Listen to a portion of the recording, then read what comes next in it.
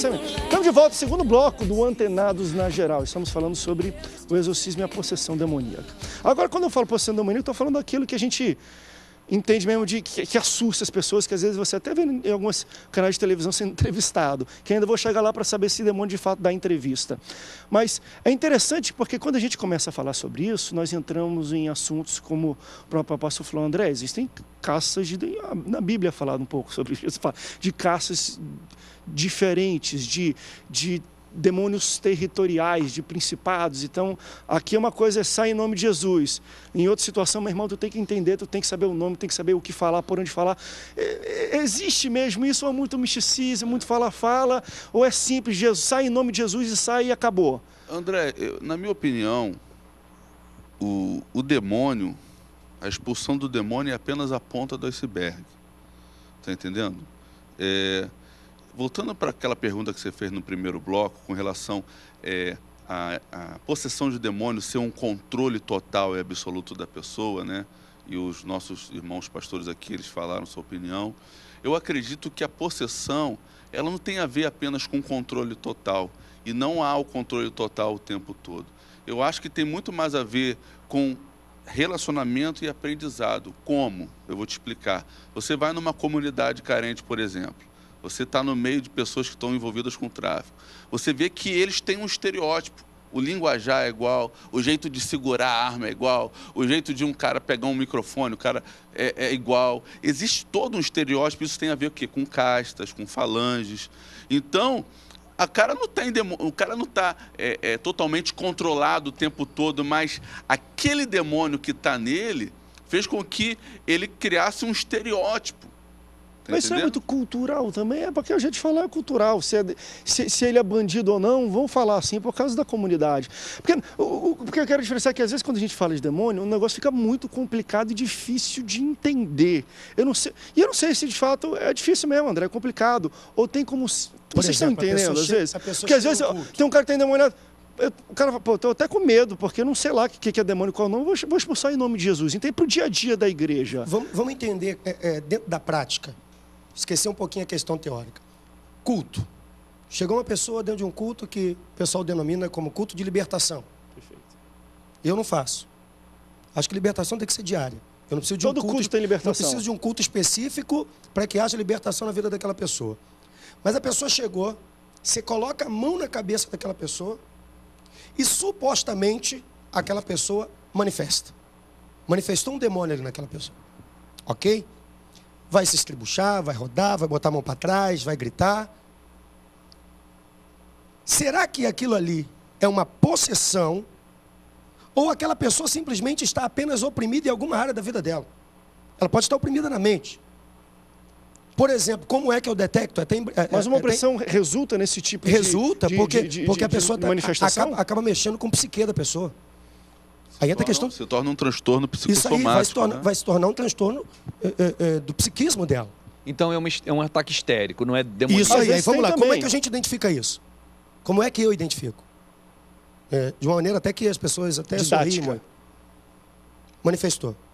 Quem eu conheço, as pessoas que eu conheço, às vezes quando dou um puxadinho no cabelo. Dou um puxãozinho. Não fez nada. Eu vou lá devagarzinho e dou um beliscãozinho. Ai! Não tem demônio. Está sentindo dorzinha? Não tem demônio. Porque se a pessoa tiver possessa com o demônio, ela não vai sentir nada ali naquela hora, querido. Ela não vai sentir, pode sentir depois. Deixa eu fazer uma pergunta. Depois a pessoa fica aonde eu estou, como foi o caso que você citou. Lá do gabinete. Mas e agora? O que é? Eu estava aqui, não estava... Não, eu falo a verdade agora. Essa pessoa estava possuída, ela estava literalmente possuída. Não que necessariamente você colocou a mão na cabeça daquela pessoa e falou, demônio da mentira, sai da vida dele. Não, você identificou de uma maneira simples, aí é simples você retirar. Só que existem também batalhas que são travadas com demônios que nós chamamos, na verdade, dos principados. E você tem que entender os níveis de batalha que você entra. Mas sabe uma coisa, e deixa eu trazer, eu quero ver os outros pastores até sobre essa questão de identificar uma possessão demoníaca. Porque também me parece, e eu acho que isso é normal, não é que seja errado, que muito do entendimento dessa questão da batalha espiritual, tudo passa pela experimentação ou pela experiência própria de algum pastor. Porque às vezes o pastor fala, André, com a minha experiência, puxa, na minha isso aqui. Não existe, às vezes, um padrão para se entender. Não é que eu debelisco Não, claro. Caramba, gente, pelo amor de Deus. Mas eu não sei... Existem cursos, existe uma teoria que a prática que todos corroboram, ou de fato isso passa muito pela experiência pessoal, pastor. Como é que você identifica, por exemplo, se é uma possessão demoníaca de verdade, original? É militando na área. Porque o que acontece é o seguinte, quando você começa a atuar na área de libertação, você vai buscar conhecimento. Você vai começar a estudar todos esses princípios. O que acontece? Eu não sou evangélico a vida inteira. Na época da adolescência, eu me desviei e fui parar dentro do terreiro espírita. Só que ali realmente havia entidades demoníacas. Então você começa a perceber que o diabo realmente é aquilo que o pastor estava dizendo, é uma verdade. Até nos centros espíritas. Não é verdade, existe pessoas demônio. Que estão endemoniadas, porém tem demônios. Como, tem por demônio, exemplo, demônio é verdadeiro. O pastor Michel falou nisso. Possessão existe, gente. Esse que, por exemplo, recebeu essa entidade que chama de Lúcifer, que eu sei que não é, mas que os olhos dele virou, ficou tudo branco. E ele andava dentro do terreiro o tempo inteiro, vestido de Papai Noel, com a capa dele por cima, com uma taça com sangue de uma criança e a vela que queimava a mão o tempo inteiro. Ele segurava a vela com o fogo batendo na mão. Possessão. Isso é uma possessão. Você via realmente que o diabo estava incorporado naquele homem. E ele falava muito pouco. Ele bebia o sangue, mas espumava pela boca. É uma coisa assim diabólica. Então, quando você começa a ter esses conhecimentos, você fala assim, peraí, aguenta aí, vamos estudar essas questões. Porque o que acontece, pastor André, é que o diabo ele passou as gerações e gerações dizendo que ele não existe.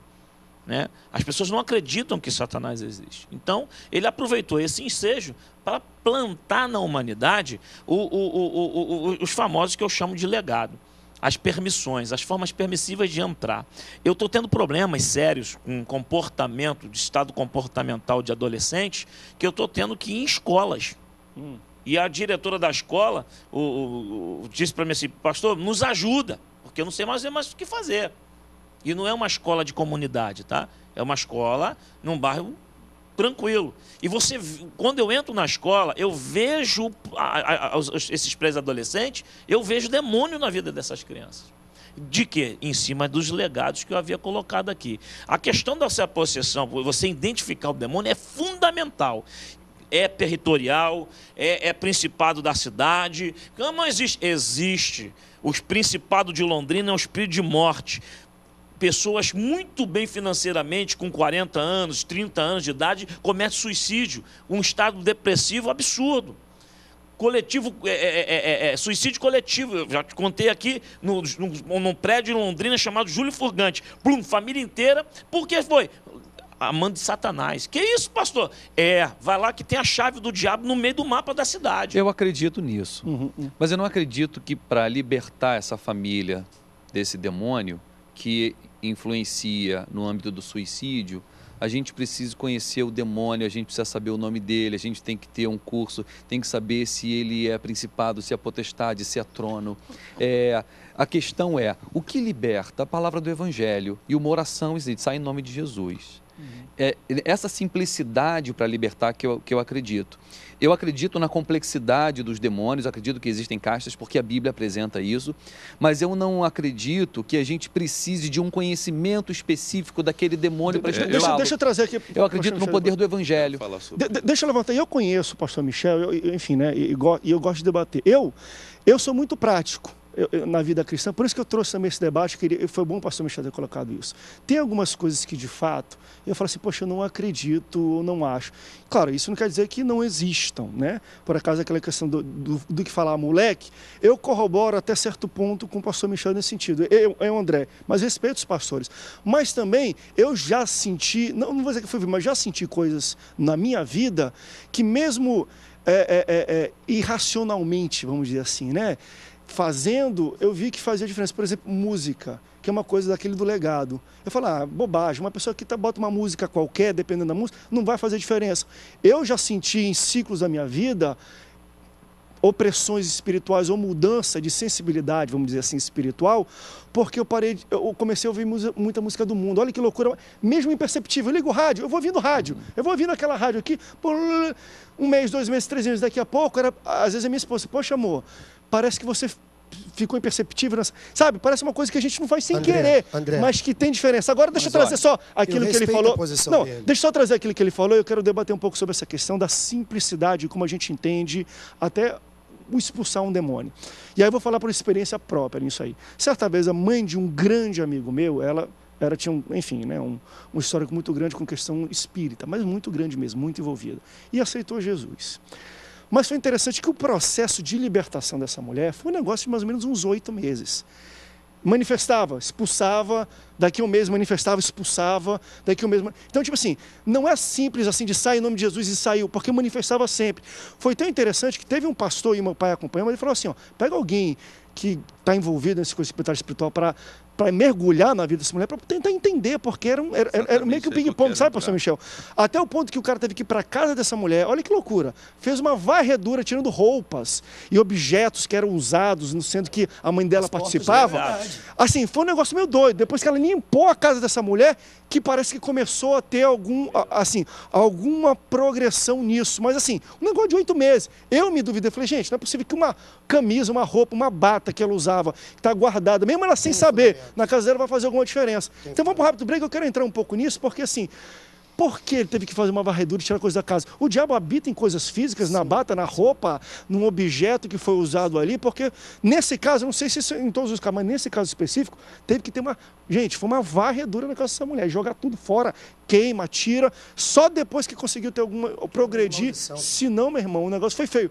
Por isso que às vezes também, parece ser simples, mas às vezes volta. E aí? Vamos responder isso no próximo bloco, que eu falei muito nisso aqui. Vamos para o rápido break, daqui a pouco a gente volta, não sai daí, Antenados volta já já.